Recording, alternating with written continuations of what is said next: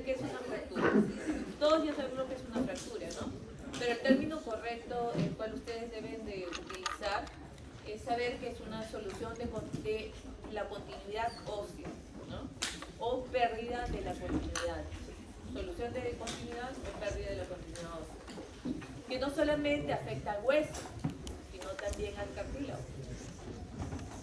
¿Qué más tienen que saber? Que generalmente se va a dar en el contexto de un evento traumático, por una contusión, una caída, qué sé yo, pero también hay un contexto, como futuros médicos tienen que saber, que hay alteración del hueso, ¿no? Cuando el hueso está enfermo, cuando el hueso está dañado, cuando tiene, por ejemplo, una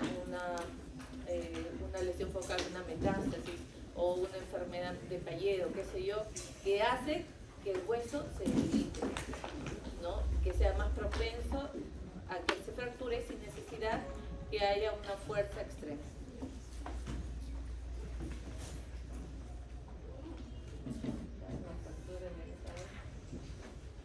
Entonces, ya hemos visto qué definición, o segundo que vamos a tratar cuáles son las técnicas de imagen, cuál es la clasificación de las fracturas y qué es la usación de su material. Entonces, acá vemos 4 técnicas de imagen, ¿no? Que son rayos X, la tomografía, bueno, también la ecografía es útil en el caso de personas, digamos, embarazadas, podríamos usar la ecografía y la resonancia magnética. Pero rayos X, en la radiografía es el primer examen diagnóstico que ustedes tienen que tener en su cabecita ante una sospecha de fractura, ¿no? Y para esto la radiografía nos ayuda a que ustedes puedan, cuando evaluamos un hueso largo, generalmente, hay una regla, ¿no? Que se llama la regla. Bueno,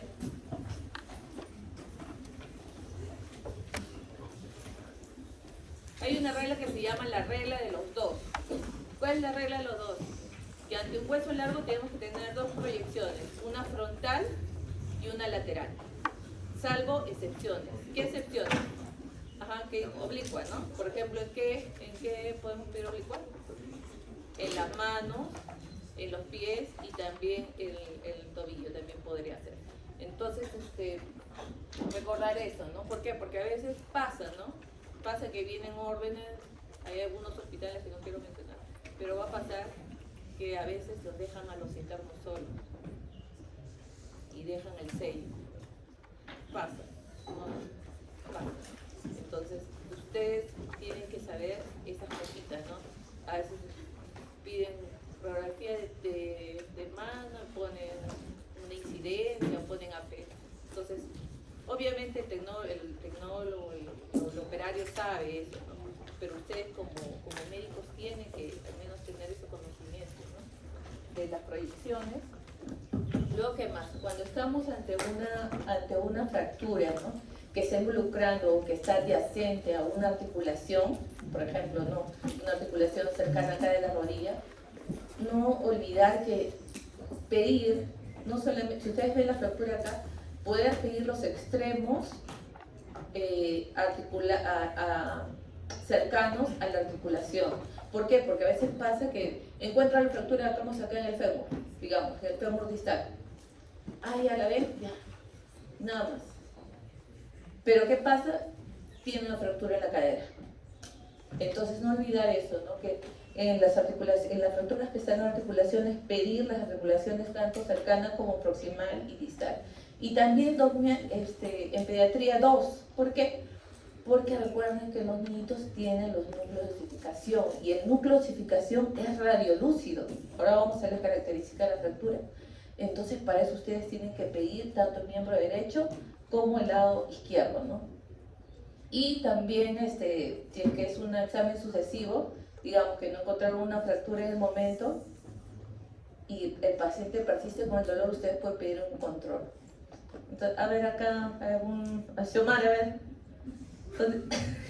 La Xiomarita, ¿dónde es que está la fractura? Ah, primero la incidencia, ¿no? Oh, primero, ¿qué mano estamos viendo? Ya te ayudé. izquierda, ¿no? Por la L del F. Entonces es importante que ustedes, lo primero que tienen, indicación, qué lado quiero ver, ¿no? Lo segundo, vemos dos proyecciones, ¿cierto? La de la derecha sería frontal y la de acá, pegadita a mí, digamos una oblicua. ¿Qué pasaría si pido una lateral? ¿Cómo me va a salir los dedos? Así, ¿no? Superpuestos. Entonces, por eso le traí. ¿Dónde está la fractura, Xiombarita? ¿Ah? En la falange distal, acuérdense, falange proximal, medial, distal, en el falange distal del tercer dedo. Muy bien, ya probamos. Entonces, la tomografía. ¿Para qué es importante la tomografía? ¿Por qué? Porque nos va a ayudar a evaluar esas fracturas complejas. Las fracturas complejas son aquellas fracturas que son trazos múltiples, aquellas fracturas que comprometen el espacio articular. Y como ustedes pueden ver, miren lo que nos ayuda en la tomografía. ¿Qué estamos viendo en el diagrama de abajo? ¿Alguien me puede decir cuál es la primera? ¿Esta de acá? ¿Qué? Mis alumnos sí saben, ¿eh? ¿Qué corte es?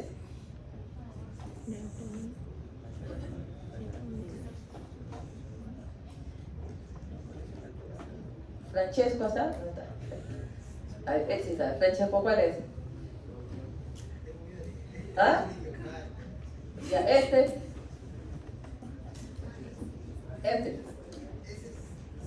Claro, este es aquí. Entonces recuerden que siempre la tomografía se toma en un plano axial, ¿no? Como una rebanada como siempre digo a mis alumnos, como una rebanada de un pampí, qué sé yo, ¿no? En este corte. Este es el corte axial, este es el corte sagital y este es el corte coronal. Entonces, corte sagital es como si estuviera acá de perfil, corte coronal es como si estuviera mirando mi rodilla de esta forma, ¿no? Entonces, nos puede hacer este examen multiparamétrico, ¿no? O sea, evidenciar la fractura en todas estas dimensiones y hacer este volumen rendering, que es el que está arriba, el que están viendo, ¿no?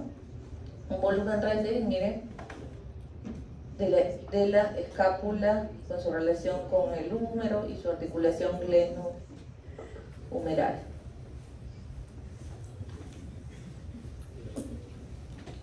¿Cuáles son los signos directos? Hay signos directos e indirectos. Los signos directos son, ¿cuáles? La interrupción abrupta de la cortical. Es decir, cuando ustedes vean un hueso, ¿ustedes qué tienen que hacer?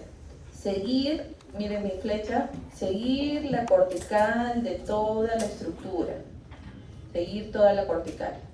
Entonces, cuando ustedes vean una interrupción, por ejemplo, yo sigo acá la cortical, acá que estoy viendo una interrupción, ¿cierto? Una interrupción hacia la cortical, inmediatamente tengo que fijarme. Obviamente este trazo es realmente radiolúcido, es bien grueso, ¿no? Pero hay trazos que son muy discretos. Entonces, lo primero que ustedes tienen que hacer es esto, ¿no? Seguir la corteza. Acá dice que ese septo, no siempre una fractura va a tener una línea radiolúcida. Dice, excepto por sobreposición. Por ejemplo, hay fracturas que son, como vamos a ver más adelante, en una fractura en torus en los niños, en cual hay una impactación, o por ejemplo la fractura en la cadera, en el fémur proximal. Vamos a ver que esas fracturas generalmente no son con un trazo radiolúcido. Generalmente son rectas, son muy angulares. Miren los bordes, miren estos bordes, esta línea radiolúcida no tiene bordes esclerosos. Esclerosos son esas imágenes radiopacas, ¿no? Y puede haber desplazamiento de las fracturas, o también, como les dije, que puede no solamente ser como una línea radiolúcida, sino como unas bandas radioopacas. Entonces, por ejemplo, miren, acá estamos viendo la cadera, ¿no? Acá está el acetábulo, miren la cabeza del fémur, y miren, esta es la fractura. ¿La pueden ver? Se ve como una imagen tenue, radiopaca, ¿cierto? Pero ¿por qué nos damos cuenta? Porque a este nivel nosotros hemos seguido lo que le dije, seguir la cortical. Entonces, si yo sigo la cortical, acá hay una leve interrupción. Me fijo y veo esto. Entonces, puede haber esto, porque estas fracturas en la cabecita del fémur son así, se pueden enmascarar, así que ojo. Con respecto a la clasificación, pues son las que ustedes ven, ¿no? Pueden ser por etiología, ubicación, patrón de interrupción, compromiso de partes blandas, compromiso articular y las demás que vamos a ver. Entonces, según su ubicación, uno, identificar qué lado están identificando la fractura, es derecho, es izquierdo, no, si estamos hablando de por ese lado. Luego, si es un hueso largo, identificar, ¿no? Está en la epífisis, está en la metáfisis, está en la diáfisis proximal, medial, distal, o está a nivel de la fisis. Esas cosas ustedes tienen que identificarlas, ¿no? El patrón de interrupción ósea. Con respecto a este patrón, podemos decir que existen fracturas completas y fracturas incompletas. Las fracturas completas son cuando afectan ambas corticales, o sea, la superficie articular del hueso. Pero hay también las fracturas incompletas que solamente afectan una sola cortical, y esta se da generalmente en niños. Y eso es lo que a veces, no sé si ustedes han escuchado las fisuras. ¿Han escuchado fisuras? Ya. Ese término de fisuras es una fractura, pero es una fractura incompleta. Como pueden ver aquí. Acá estamos viendo el trazo, dos trazos radiolúcidos, ¿cierto? Que compromete esta cortical de acá, de mi lado derecho, pero compromete esta cortical de acá. No, pero es una fractura. En cambio, en este caso, sí, bueno, hay una fractura, no, hay una, en el abajo, vemos al radio, ¿no? Al radio completamente fracturado, con desplazamiento de las estructuras, ¿no? Y, bueno, involucra ambas corticales. Entonces es una fractura completa. Con respecto a la dirección de fractura, tenemos la fractura transversa, la oblicua, la espiral, la longitudinal. Por ejemplo, esa es una clásica que siempre pongo en el examen. La fractura transversa, más que nada el mecanismo es que lo pueden identificar, ¿no? Una fractura transversa es cuando la fuerza es perpendicular al hueso.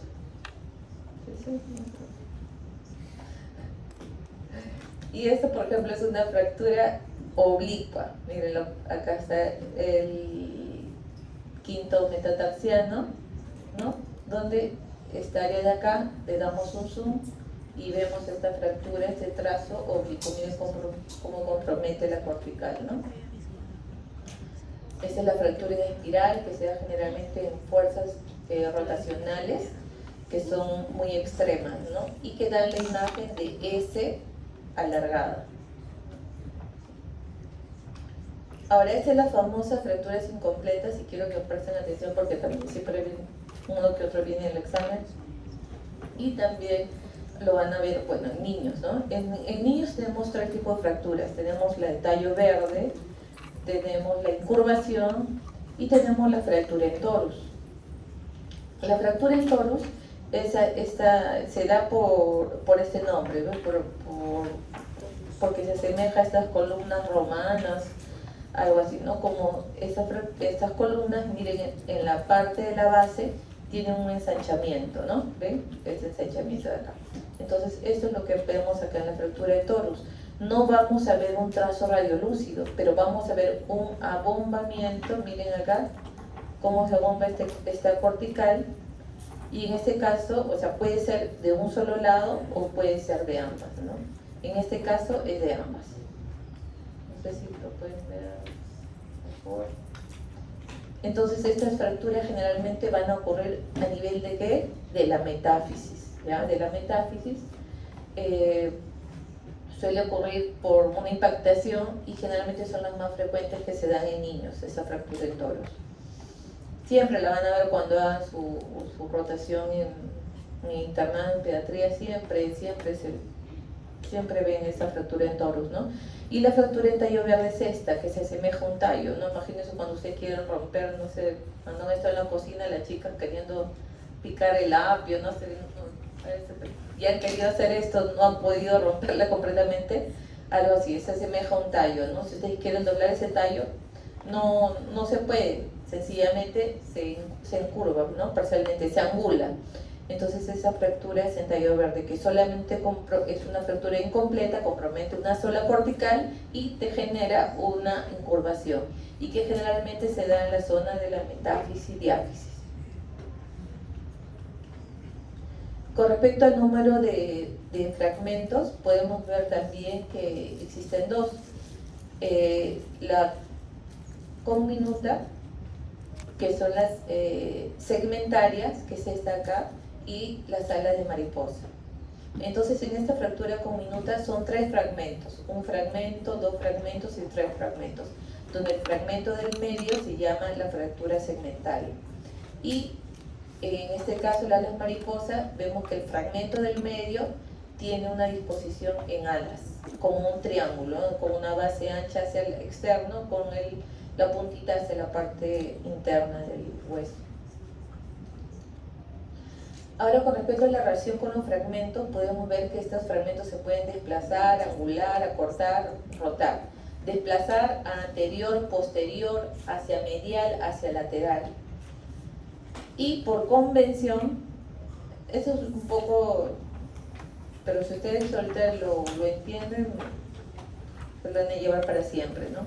Entonces, si tenemos una fractura, como este caso, una fractura completa con desplazamiento, ¿cómo sabemos, ustedes en la descripción, si me pueden decir esta fractura está desplazada hacia medial o lateral?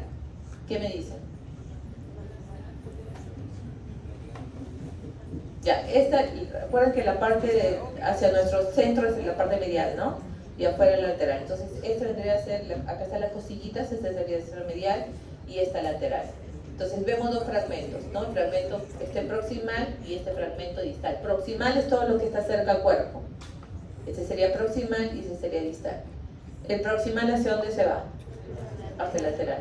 ¿Y el distal? Hacia medial. Entonces, ¿cómo se llamaría el nombre? ¿Cuál sería el nombre? ¿Cuál sería el nombre del hijo? Ya, entonces por convención se dice que el nombre de la fractura va, por eso le he puesto con D, ¿no? Lo va a tener el fragmento distal. El fragmento distal va a ser el que va a marcar, como dice, el apellido de la fractura, ¿no? ¿Ya? Entonces sería una fractura, ¿no? ¿De qué hueso? Del húmero, ¿qué lado? Derecho, ¿no? Del húmero derecho. Una fractura que sería transversa, oblicua, espiral, oblicua. ¿De qué parte de la diáfisis, ¿no? Medial, ¿no? Desplazada. Un desplazamiento, ¿qué sería? ¿Medial o lateral? Medial. Medial. Entonces, ahora nos vamos a este ejemplo, ver para el siguiente día. Este sería el... ¿Qué huesito sería este? A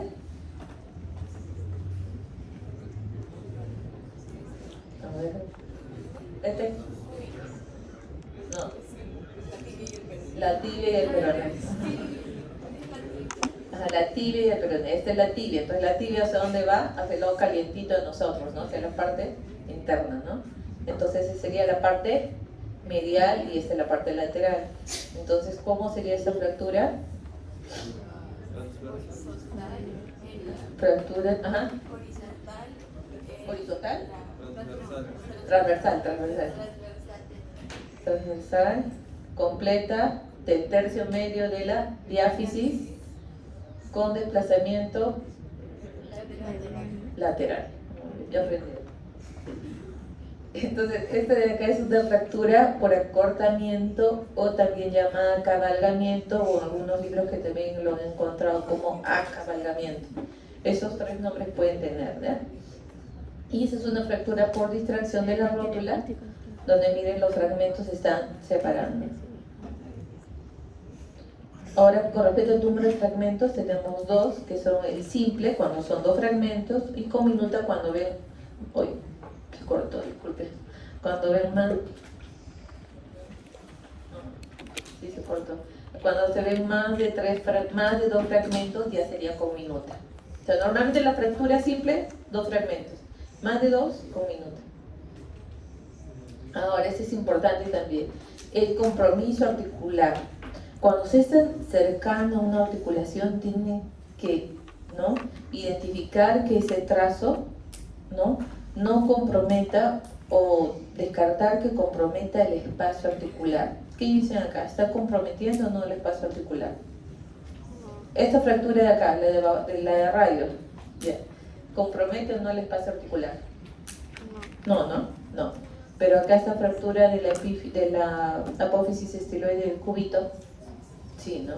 Entonces es importante que ustedes reconozcan esto, ¿no? Si compromete o no. En este caso, mire, estamos viendo acá un compromiso también del espacio articular. Este es un compromiso articular de la fractura.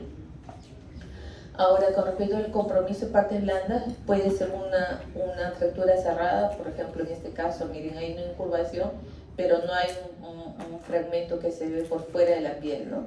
Esa sería cerrada, y abierta o expuesta, cuando vemos, miren qué feito, el huesito expuesto al lado. Y según citología puede ser traumática, como ya hemos visto, patológica, como le dije al inicio. Otras fracturas se llaman por estrés, por insuficiencia y por sobrecarga. ¿Cuál es la fractura patológica? Como les decía, es cuando el hueso está enfermo, tiene una lesión que hace que se debilite focalmente o difusamente. Por ejemplo, en este caso, estamos viendo una lesión despectolítica, ¿no? En la metáfisis del radio, y estamos viendo acá una interrupción de la cortical, ¿cierto? De este lado de la cortical, de esta cortical, también de esta cortical. Entonces, este es un hueso enfermo. Y cuando ven unas fracturas asociadas a una lesión focal del hueso, se llaman fracturas patológicas, ¿ya? Generalmente se dan en la región del fémur subtrocantérico, cabeza humeral y también unión metáfisis y oficial, ¿no? Como este caso. Hay otros tipos de fracturas que se llaman la fractura de estrés, que alguna vez lo he preguntado en el examen, no sé si vendrá. Esa fractura de estrés es lo que sucede tras periodos prolongados de actividades no habituales, ¿no? Como carreras o marchas o cambios de una actividad deportiva. Por ejemplo, miren esta radiografía. ¿Identifican en estos rayos X la fractura? ¿Pero en el peroné o en el radio? ¿Alguien me quiere decir dónde ve la fractura? ¿Dónde? ¿Qué huesito? Acá. Ya, esta cabeza de peroné, eso por ejemplo, esa es una fisis. O sea, todavía esa es una fisis, no es la fractura, por eso dije que hay que saber, no, esta es una fisis, igual que acá, esta es una fisis. La fractura está aquí, miren. ¿Ven esta tenue banda radiopaca? Ya. Eso, entonces, pero no se preocupen, porque son fracturas.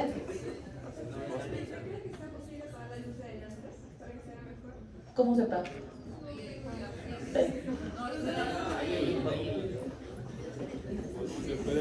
El electrocuto, cuidado. ¿Acá?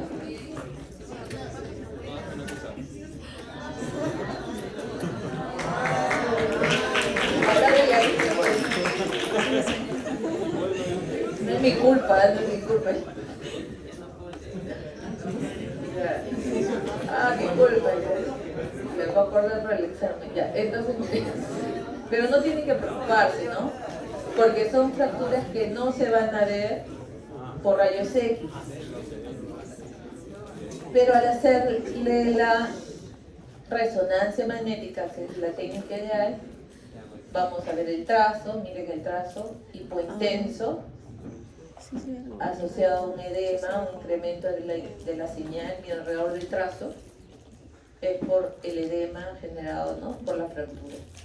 Entonces esas fracturas de estrés, como les digo, suelen ser en periodos prolongados que no se echan actividades o cambio de una actividad física, ¿no?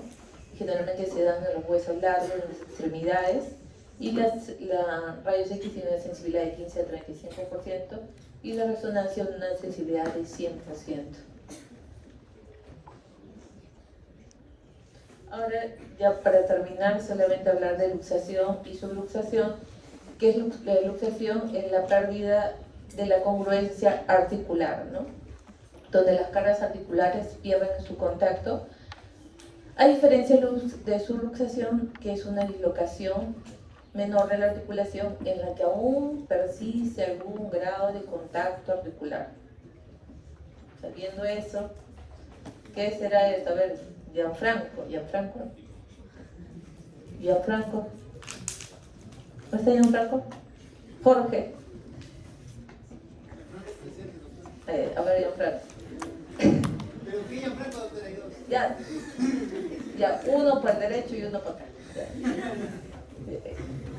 Ya, entonces, esto, ya, ¿identificas qué parte de la anatomía del cuerpo humano estamos viendo?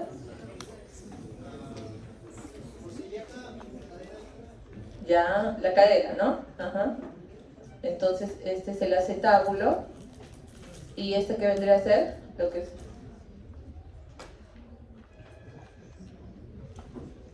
¿Qué hueso que está acá que forma con la cadera? Ah, la cabeza del fémur.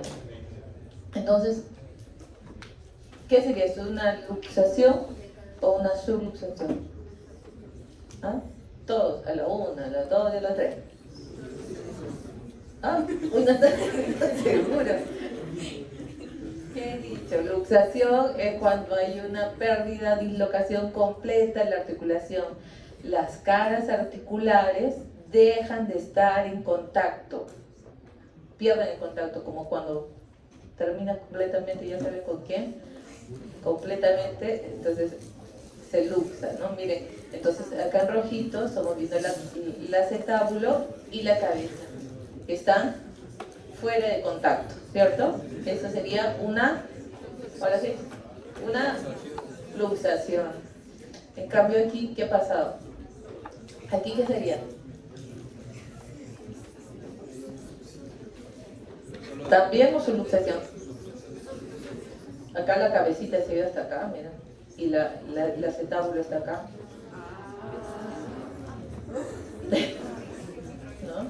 Sí, también es una luxación. Este caso, a ver qué sería. Acá estamos en la articulación de qué? Del hombro, ¿no? Todavía hay contacto. Ajá. Todavía hay acá está miren, ese es la cavidad glenoidea y esta es la cabecita. Todavía hay un contacto, entonces esta sería una subluxación. Bueno, ya ahí con eso acabamos. No, falta tumores. Pero él quería solamente para que no sé qué, como no vieron bien las imágenes, creo. Esta es la cadera. Para que la vean mejor. Ya, gracias. Ahora pasamos al segundo. Xiomara, ¿me puede ayudar, por favor?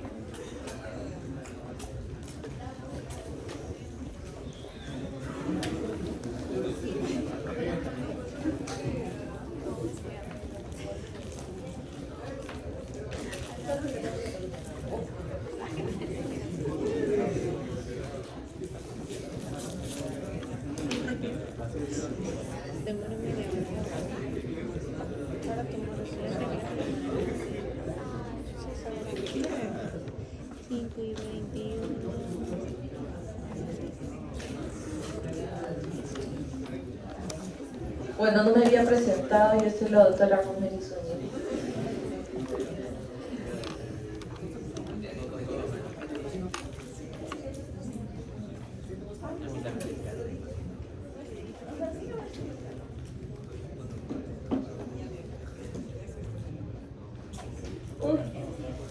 Entonces los objetivos de esta clase son que ustedes aprendan, uno, a describir adecuadamente una lesión tumoral.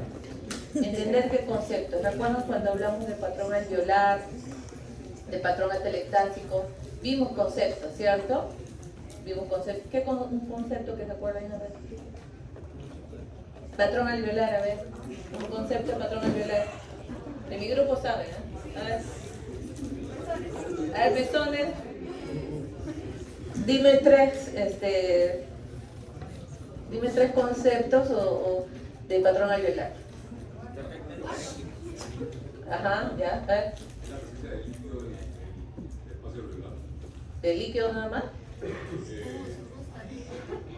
puede ser de líquido, también puede ser...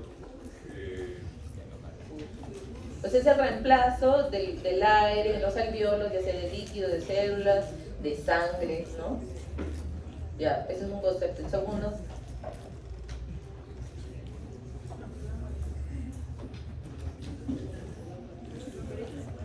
El broncograma aéreo, ¿no? Tercero, que respeta las fisuras. ¿Hay pérdida de volumen o no hay pérdida de volumen en un patrón alveolar? No hay pérdida de volumen, ¿no? Entonces, algo así es esto de los tumores. Hay conceptos que ustedes tienen que saber. Igualito, las técnicas de imagen, igualito. Empezar con radiografía, ¿no? ¿Por qué? Porque va a definir el tipo de lesión, el número, la extensión, silencio. Ahorita acaba rápido, por favor. La tomografía, pero ¿para qué también nos va a usar la tomografía? La tomografía es muy bueno para valorar el tipo de matriz que tiene ese tumor, para evaluar mejor la cortical. ¿Y la resonancia para qué? Para casos, por ejemplo, de planificación quirúrgica, o porque se ve mejor el componente muscular y si hubiera una afectación del paquete vasculonervioso.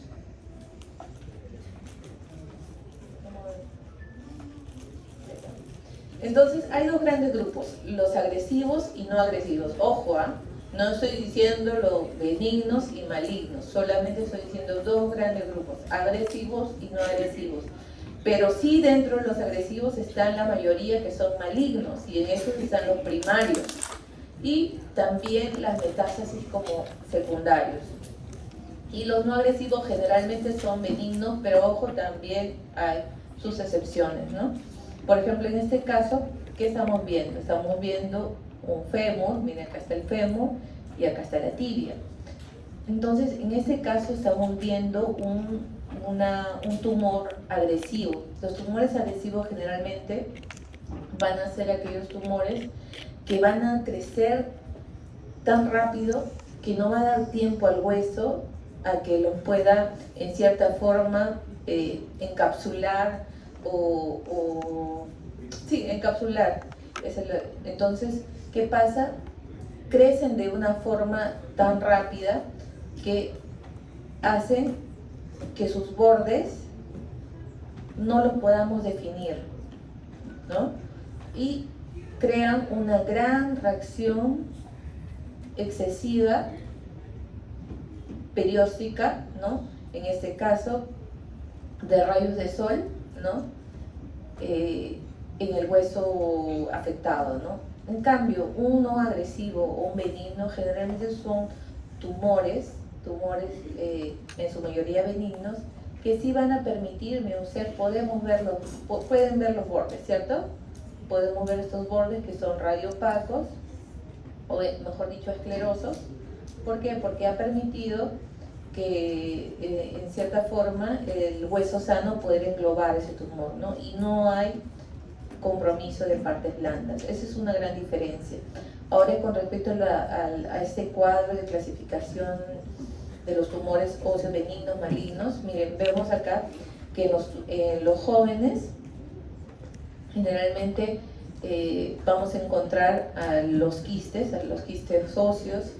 Si hablamos de tumores malignos, tenemos al osteosarcoma. Igual en los 30, 40 años tenemos al encondroma o a las displasias o al osteoma. Y en este grupo de 30, 40 años tenemos también a los sarcomas, a los fibrosarcomas y a los linfomas, ¿no?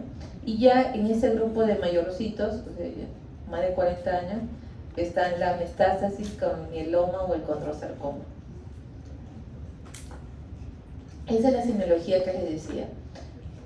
Tenemos que ver la localización, cómo es la zona de transición, cómo es la reacción perióstica, el tipo de destrucción, la matriz, la extensión y si es única o múltiple. Entonces nos hacemos estas preguntas.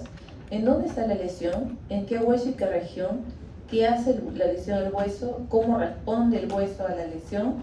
¿Y qué lesión probablemente podría ser? Entonces, este es un diagrama, no es que de una persona, ojo, es un diagrama de todos los tumores que Radiopedia, que es un instituto, ¿no?, de imágenes americanos, que quiso hacer un diagrama de los tumores conforme a la ubicación con respecto al grupo etario, en menores de 30 años y en mayores de 30, ¿no? Y en rojito tenemos, por ejemplo, el sarcoma de Ewing o el osteosarcoma, como las lesiones malignas, ¿no?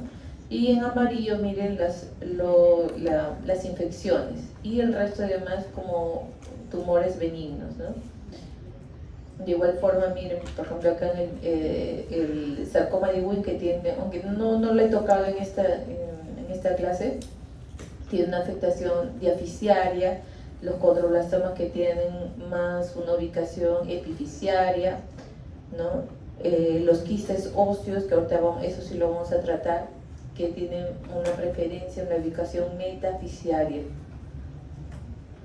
Entonces, según la topografía, podemos ver si este es el huesito, esta es la médula, esta es la cortical. Si están acá a un nivel central, será en la medular, será de ubicación central. Si es excéntrica, o sea, ocupa parte de la medular, pero se abomba el periósteo, sería una ubicación excéntrica. Y corticales tenemos, miren, solamente está afectando acá la cortical y yuxtacorticales fuera de esta cortical, ¿no? Y acá tenemos el fibroma nosificante, que ese sí lo vamos a ver ahorita en clase. Este es algo bonito y sí, recuerdo que sí suelo poner en el examen esto. ¿Por qué? Porque ustedes tienen que entender lo primero que les dije, ¿no? Cómo crecía un tumor agresivo, como su palabra lo dice.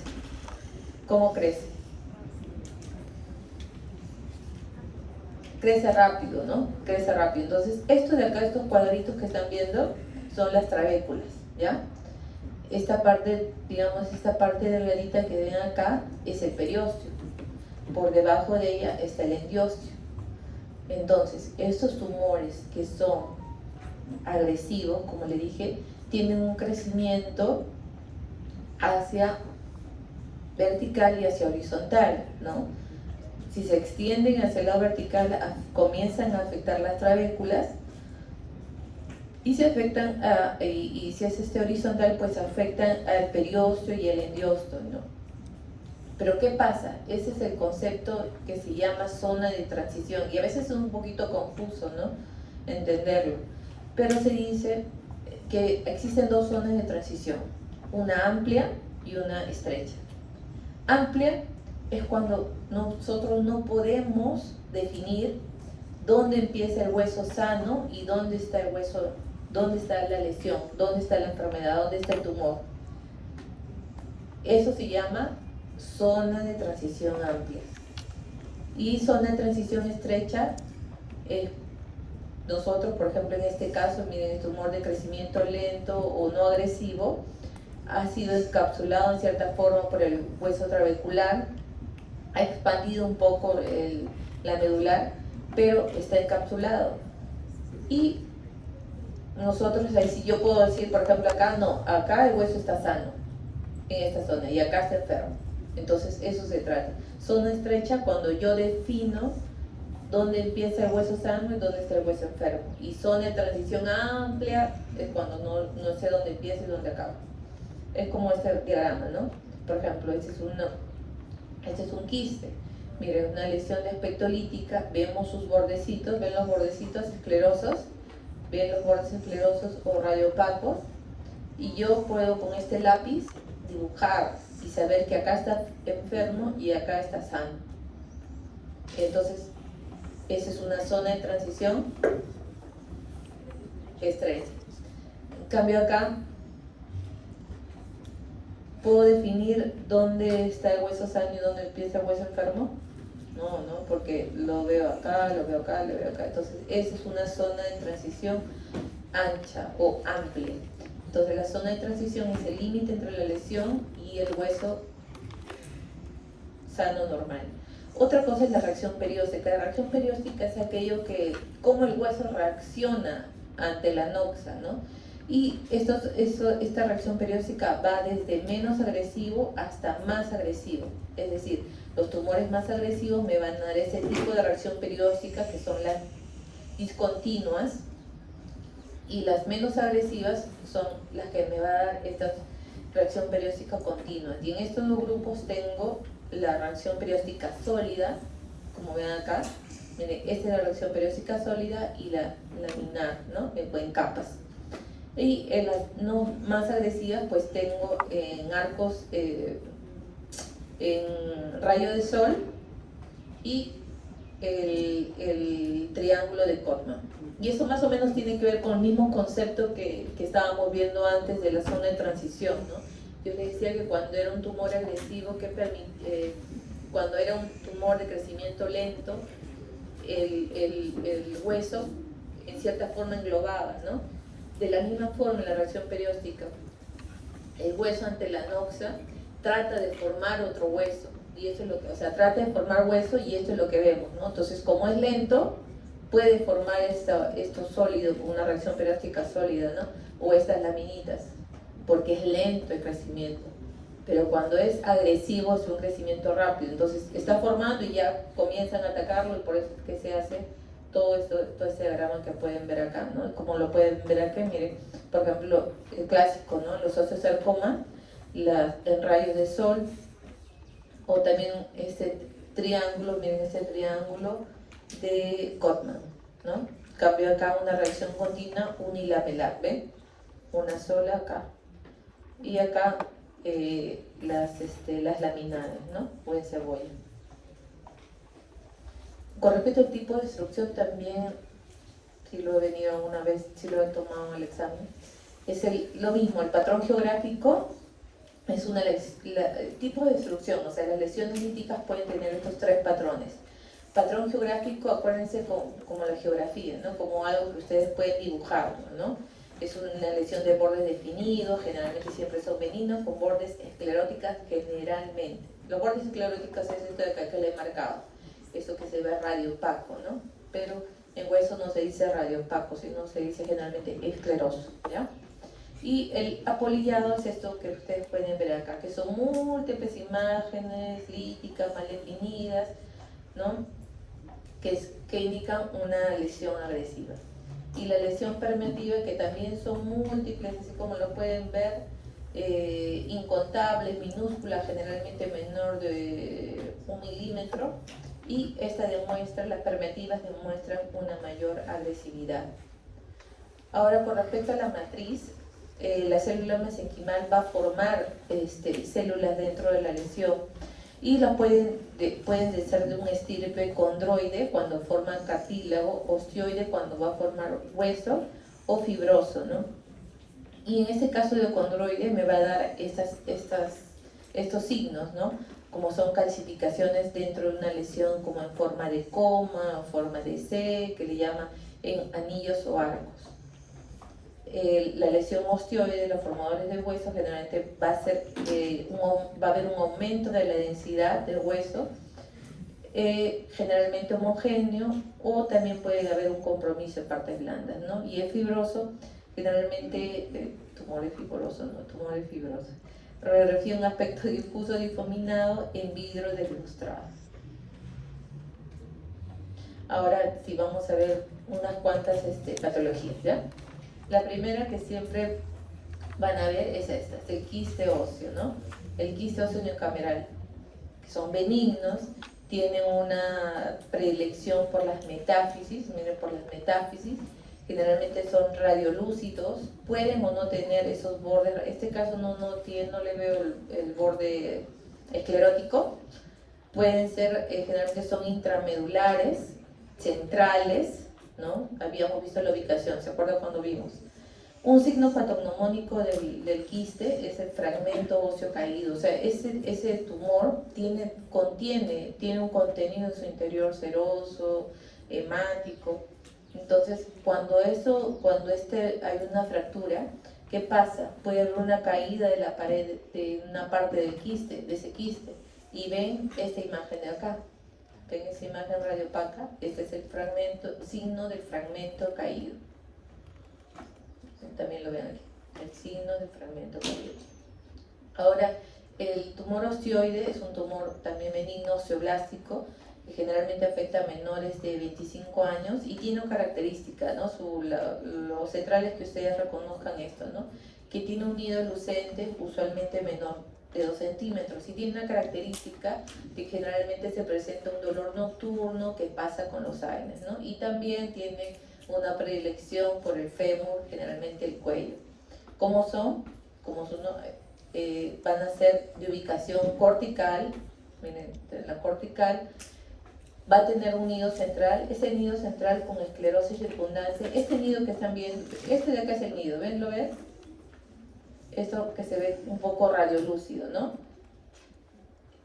Eso radiolúcido representa el foco mineralizado del tumor, que alrededor, bueno, por ejemplo acá, ¿no? Que alrededor de este foco va a haber un tejido conectivo vascularizado, ¿no? Y generalmente va a generar una reacción del hueso, esto que están viendo radiopaco alrededor de esto radiolúcido es la reacción, ¿no? La reacción perióstica sólida que va acompañada al nido. Entonces, la tomografía, como les dije, es excelente para valorar este nido, ¿no? El encondroma, ya vamos a acabar, es el tumor óseo benigno primario más común, lo van a encontrar en los huesos tubulares de la mano, de la muñeca. Tiene esta característica, ¿no? Que insufla, es decir, que expande discretamente la cortical. Afecta generalmente niños, jóvenes. Realmente la transformación maligna es bien rara, ¿no? Y generalmente miden menos de 5 centímetros. Y también están asociadas a fracturas patológicas. Generalmente por eso se detectan, por la fractura patológica. Otro que sí a veces viene en el examen es el efecto fibroso cortical, que como ustedes lo van a identificar cortical, ¿no? Porque afecta a la cortical. Realmente son pequeños, son tumores menores de 2.5 centímetros, que generalmente no se deben de tocar, son comunes, afectan la metáfisis del fémur, tibia distal, y van a verlo así, ¿no? Miren, acá está la cortical, lo van a ver radiolúcido y un borde escleroso. Esa es la característica, menor de 2 centímetros, de ubicación cortical, con un borde escleroso, y en la ubicación, pues como le dije, la metáfisis del fémur o las tibias distales, ¿no? Ya. El osteocondroma es una exostosis, como pueden ver acá, como una coliflor, ¿no? Es un tumor benigno también más común, tiene una transformación rara, pero como pueden ver acá tiene este cachito que ven como una coliflor, pues va a tener sus 3 capas, ¿no? Entonces acá va a contener cartílago, contiene cartílago. Se dice cuando hay múltiples osteocondromas, se va a llamar exostosis hereditaria múltiple. Y ahora vamos a ver los 2 malignos, que son los osteosarcomas, tumores formadores de hueso. Es el segundo tumor óseo más primario después del mieloma. Tiene una afectación bimodal en jóvenes de 10 a 20 años y en pacientes más de 70 años, ¿no? Y va acompañada por una masa o hinchazón de partes blandas, ¿no? Ubicación generalmente en la metáfisis, diáfisis de los huesos largos, con una predilección por el fémur, ¿no? Y son intramedulares centrales, ¿no? Acá en el diagrama vemos el tumor, cómo destruye la cortical, expande, hay un compromiso de las partes blandas, ¿no? Y acá lo vemos, ¿no? Miren, una lesión lítica con una zona de transición amplia o estrecha. Más o menos. Más o menos, ¿no? Parece un poquito estrecha, acuérdense. Tiene un poquito de un borde escleroso. Miren acá, no sé si puedo dar zoom.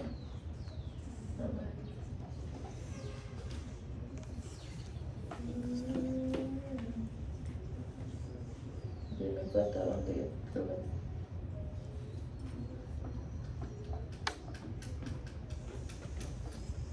Ya. Acá, ¿están viendo esto de acá? Este cachito. Esa es una reacción perióstica, ¿lo ven? Es este triángulo de Coleman. ¿Ven esto de acá? Acá hay otro triángulo de Coleman que lo pueden ver aquí. Y el osteosarcoma, que es también, esta es una lesión pues permeativa, ¿no? Una lesión permeativa, miren, no sabemos dónde empieza, dónde acaba, hay una gran reacción perióstica, miren, en rayos de sol, ¿no? Como dice acá, una destrucción ósea de la medular cortical, una amplia zona de transición, una reacción perióstica muy agresiva, rayos de sol y triángulos de Codman y sangros agresivos, ¿no? Hay un compromiso de paredes blandas, hay una osificación. Generalmente en eso se ve la osificación. Ven por fuera, o sea, se ve la lesión permeativa, pero hay un aumento de la densidad. Entonces puede haber eso que le dicen una osificación o una calcificación de la matriz tumoral, que ojo, lo vamos a ver mejor en la tomografía, ¿no? Y el condrosarcoma, que generalmente son esas masas exorbitantes, groseras, mayores de 4 centímetros, ¿no? En la mayoría de los casos, miren, ¿no? Un 50% más de 10 centímetros. Miren este patrón de efecto permeativo, lítico. Hay calcificaciones. ¿Reconocen estas calcificaciones?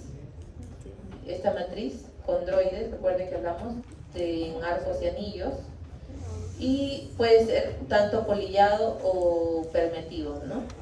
Y como les dije, la tomografía nos va a ayudar a ver mejor la matriz, calcificación y todas las demás de compromiso de la cortical y también compromiso de partes blandas y el realce, ¿no? Entonces no olvidar lo último, es que la radiografía simple siempre va a ser una técnica muy útil para el diagnóstico de lo diferencial de los tumores. Recordar la predilección de los tumores a cierta edad, a cierta parte del cuerpo, que la zona de transición es una característica muy importante, ¿no? Que me va a determinar si una lesión es agresiva o no agresiva, y que sencillamente lo podemos ver con un rayos X, y que la edad de la paciente, bueno, será útil sumada a la clínica para que más o menos podamos orientarnos. Esta es la última parte, disculpe. La edad ósea. Ojo, la edad ósea es un método de estudio para valorar, como su nombre lo dice, la edad de la persona, ¿no? La edad ósea de la persona, ¿no?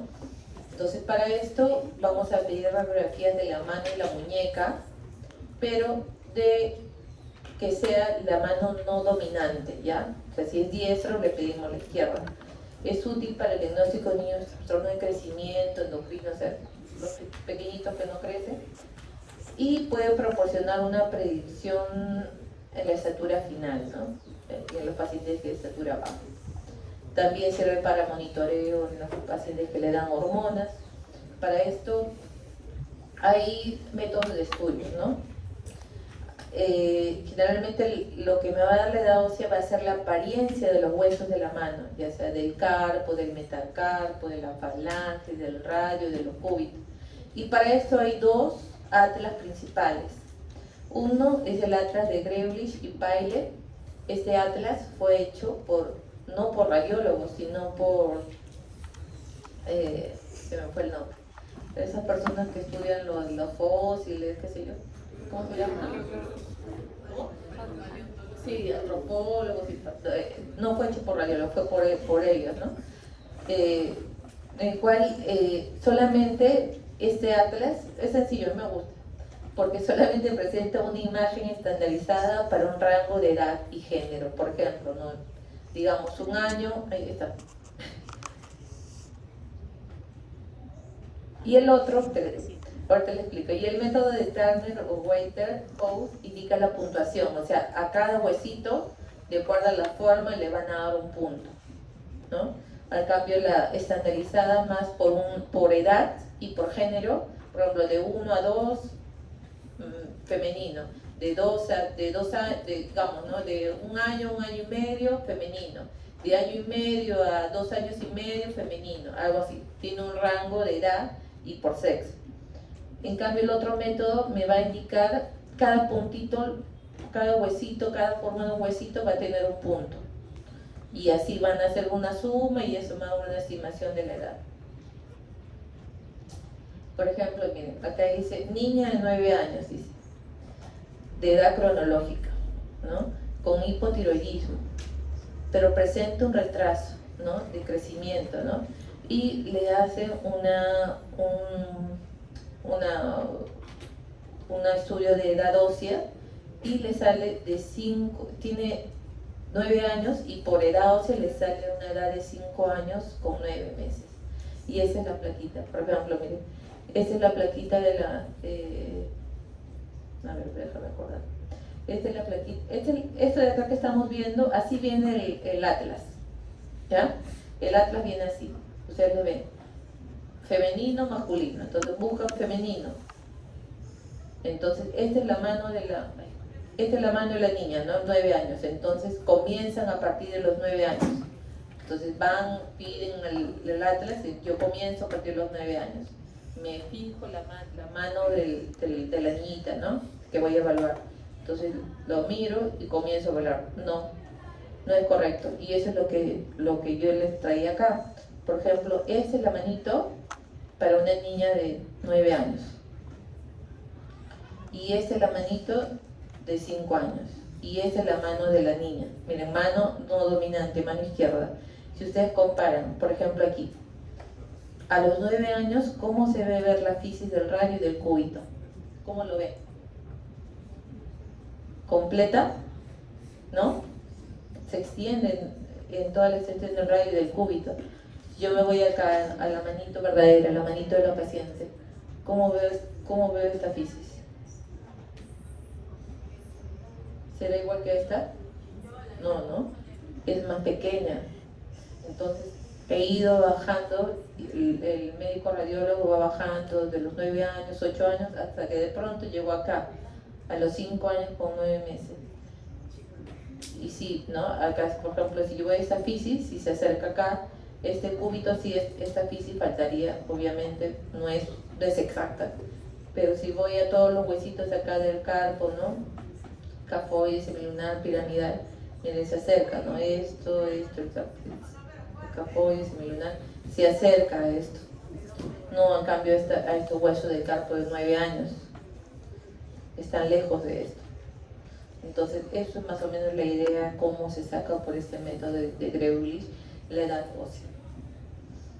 Y el otro método es un método ya más computarizado, donde demuestran, o sea, le toman la manito y si tienes esa aplicación radiológicamente, este método de von Sperm radiocúbito comienza a medir cada una de ellas, a ver la forma y te sale una edad ósea. Y eso es todo. Muchas gracias.